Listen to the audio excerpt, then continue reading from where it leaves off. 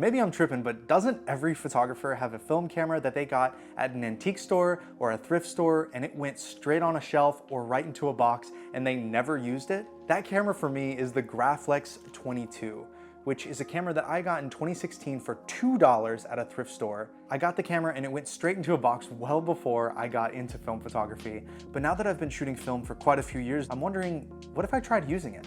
Is it capable of making good photos or is it just broken? So I decided to troubleshoot because it can't be that hard to figure out if a camera's broken or not, right? All right, so first up, do the shutter speeds work? When you fire the camera, the shutter opens regardless of if you're on 1/10 of a second, 200th of a second, or on bulb. I personally don't own a repair device that shows you if a shutter speed is accurate or not, but just based on the fact that all of them fire at a different speed means that they probably work, right? Now, what else? The focus. A twin lens reflex like this has a viewing lens and a firing lens. The viewing lens is what you look through the viewfinder to see, and then the firing lens only ever just exposes the film. You never look through it. And if you look closely, they are on the same metal plane here. So when you focus the camera, the lenses are moving on the same piece of metal. Unless the focus is completely uncalibrated on the entire camera, I'm gonna say that the focus also works on this. Now, the last thing would be light leaks. I don't have any way of knowing if there's light leaks on this camera. It looks pretty light tight to me, but obviously that's what everybody thinks when they go out to shoot with a camera for the first time. So I think the best thing we can do is just go out and shoot some portraits with this camera and really see what it's capable of. I have no idea how sharp this glass is. I have no idea what these images are gonna end up looking like, but I'm going to throw it on a tripod and use a shutter release cable to eliminate as much image shake as possible to try to get the best photos out of this Graflex 22 as we can.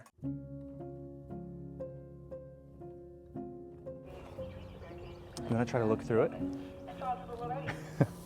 It's like really dim, but gorgeous. 3, 2, 1. That's it. And then, oh, I left that open.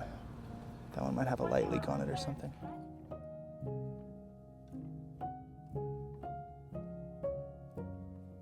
I'll come down here and let's see.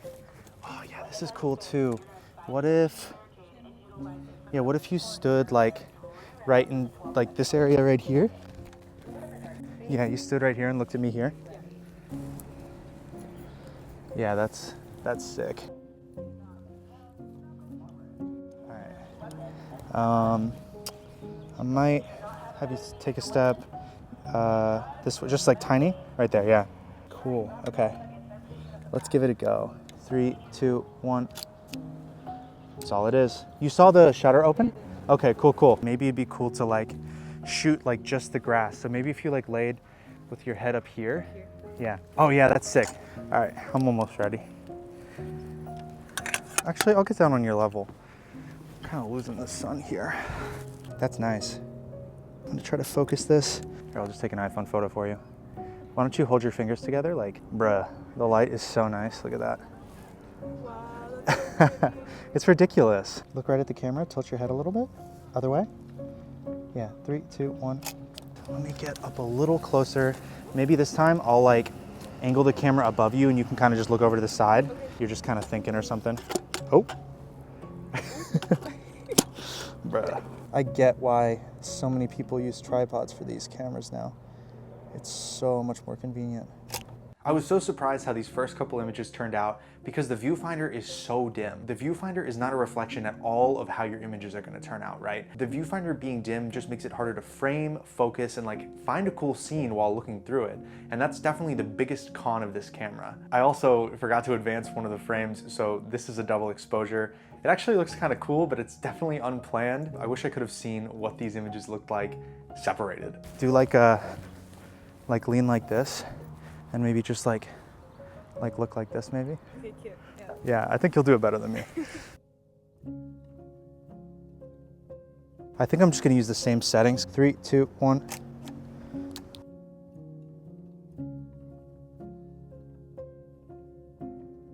All right, and I'm gonna come and do like a closer up portrait of you now in this light. The light's like speckled in like the most beautiful way. I gotta look through the small viewfinder to see if I'm tripping or not. All right, let's give it a go. It says Kodak and then 12. That's the last shot of this roll. Oh, that's so sick. 3, 2, 1. And that's the end of that roll. Let's load another one really quick. This first roll, while the sun was still up, turned out really nice in my opinion. I definitely did miss focus quite a few times. That's all right, you know, like I could barely see. I think the fact that I got any photos in focus at all is a miracle. That dim viewfinder being so dim was making it so hard for me to compose my shots. I kind of just powered through knowing that as long as I exposed my images right and like really tried to focus on the framing and exposure rather than it looking perfect and cool in the viewfinder because it's just so dim, I knew I would come out with some sort of usable images. My biggest surprise is how sharp some of these images came out. Like this close-up I shot of Kendricks is just like, bro, you can see every single detail in her eyebrows. Like, that is so special. I don't know. Like, for such an old camera that probably hasn't been used in who knows how long, I'm really shocked at these results that I've gotten so far.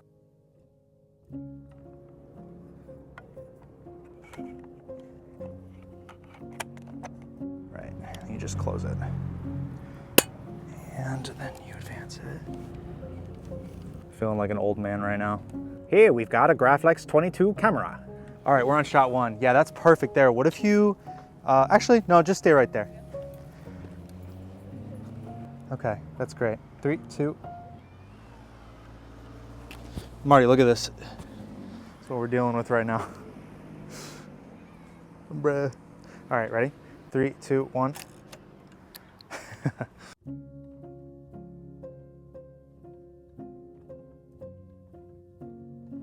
Let's have you come over to, let's go out in the sunlight over here. All right.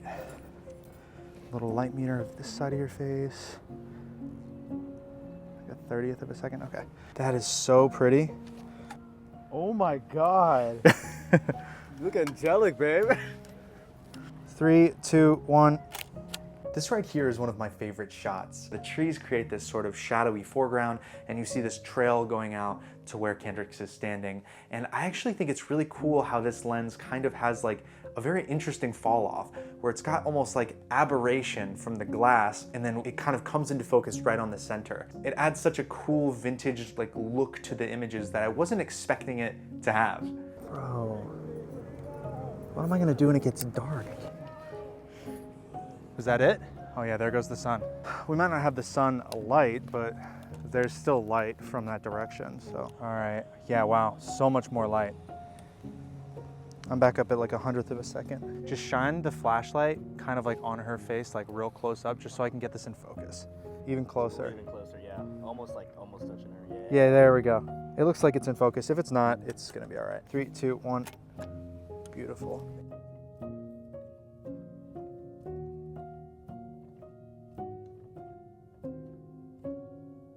I'm like pretty confident in the photos, like from earlier when the sun was out, that they're all gonna be in focus. But you know what? I'm not really sure about these. Sun's going down, it's dark in there. You wanna try some double exposures in there? Little aperture MC lights. You know the vibe. Red, and then, this is kind of awesome too. So what if you just stood right here? And Jin, you can light her face red. Oh wow, look at how much, all that light. Look at the green behind her actually. I gotta shoot it from right here. All right, get them really close. Close your eyes, just so I can focus it.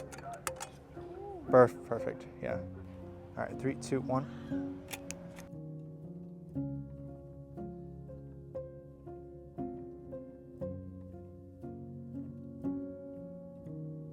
And what if you just shine those at her?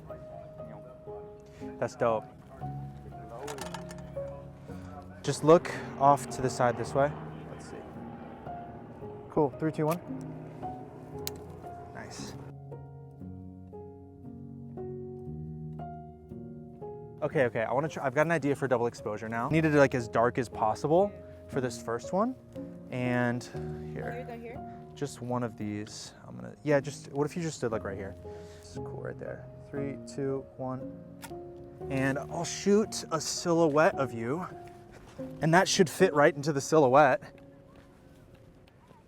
if I do it right. 3, 2, 1. Boom. This double exposure, in my opinion, didn't really turn out good, but one of my favorite thing about 6x6s is you can just fire the shutter as many times as you want without advancing. So in theory, you could shoot some really amazing double, triple, quadruple exposures with a camera like this. After the sun went down, Marty and I were about to head home, and I noticed the skyline just looked sick, so I got out the little Aputure MC lights. I wanted to try shooting a couple photos of Marty at like a 1/10 of a second with the shutter release cable. These actually turned out so dope. I mean, to have these images come out of this Graflex is just cool, man. It's just cool. Honestly guys, this camera really surprised me. The images came out way sharper than I thought they would. I got a lot more of them in focus than I thought. The shutter speeds seem to work pretty accurately, if not perfectly, and it seems like there was no light leaks either. One of the things that I've learned in my time as a film photographer, as long as you're using a fully manual camera and you know how to properly expose film photos, you can make such beautiful images with gear that people usually would just shrug at and say, I'm not gonna use that. But like, I shot really cool images on this camera that I bet you could find for, well actually, let's just like look it up really quick. Let's see how much money it is. This is a $70 camera and we shot some like insanely beautiful sharp images on it. I think one thing that was a really good move is that I put it on that tripod. Using a camera as lightweight as a Graflex 22 with shutter speeds at like a 1/10 of a second trying to take portraits as the sun goes down, you need that tripod. If I was doing it handheld and I'm holding it here at a 1/10 of a second, the second I press down that shutter, it shakes the whole camera and I probably wouldn't have gotten nearly as many usable images out of it. I'm pretty impatient and don't love using a tripod, but in the last couple months I've been using my Mamiya RB67 in the studio so much, which is kind of thanks to me shooting videos using it, that I've gotten really used to putting a camera on a tripod and like learning to be creative with the restraints of being kind of locked onto this like, you know, camera stand. You turn a camera like this into such a capable device for capturing images, and because of that, we got like a really good selection of beautiful, sharp images from this camera. Man, I can't believe I pulled this out of a box in my closet and made